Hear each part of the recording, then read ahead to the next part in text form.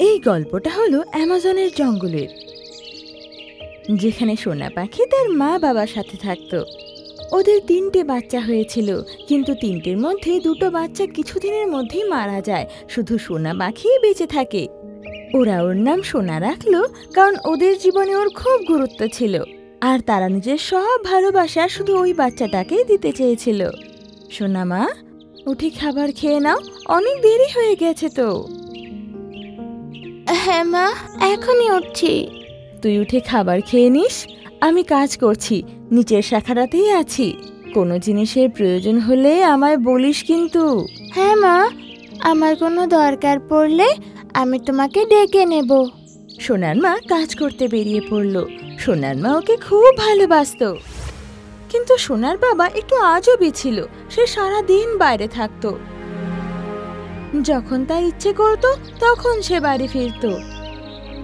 একবার সোনার মা সোনাকে বাসাতে ছেড়ে খাবার নিতে চলে গেল। আসার সময় খুব জোরে হাওয়া দিল, আর ও গাছের সাথে ধাক্কা খেয়ে পড়ে গেল। আর ওর একদিকের পাখা ভেঙে গেল, আর রক্ত বেরোতে শুরু করলো। তারপর ওর মা যেরম সেরম করে সোনার কাছে পৌঁছালো।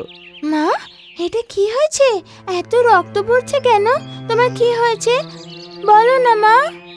মা, আমার কিচ্ছু হয়নি, একটু আঘাত লেগেছে, এটা শিগগির ঠিক হয়ে যাবে। তুই খাবার খেয়ে নে, আজ সকাল থেকে তুই কিচ্ছু খাসনি। দাঁড়া, দুষ্টু বাদরকে ডাকি, তোকে খাবার খেতে সাহায্য করবে। সোনার মা দুষ্টু বাদরকে দেখে ওকে ইশারা করে ডাক দেয়। দুষ্টু বান্দর, তুমি সোনাকে একটু খাবার খাইয়ে দাও, আর আমার জন্য একটু ওষুধ নিয়ে আসো। আরে বোন, এটা কি হলো? তোমার ডানা থেকে তো খুব রক্ত বেরোচ্ছে, আমি এখনই ওষুধ নিয়ে আসছি।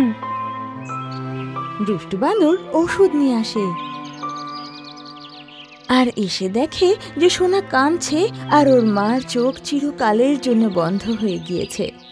এখন আমার মা নেই, এখন আমি কাকে মা বলে ডাকবো? মা নেই তো আমি বেঁচে থাকবো কি করে?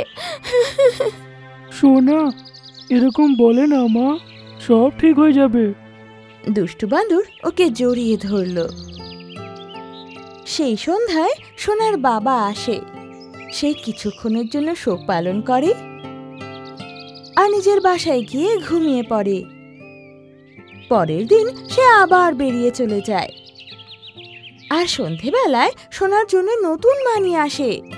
সোনা, এ তোমার নতুন মা, এখন একে মা বলো। আচ্ছা বাবা। আর সোনার বাবা প্রতিবারের মতোই সকালে বেরিয়ে যেত, আর যখন ইচ্ছে ফেরত আসতো। এদিকে সোনার নতুন মা আসল রং দেখাতে শুরু করেছিল।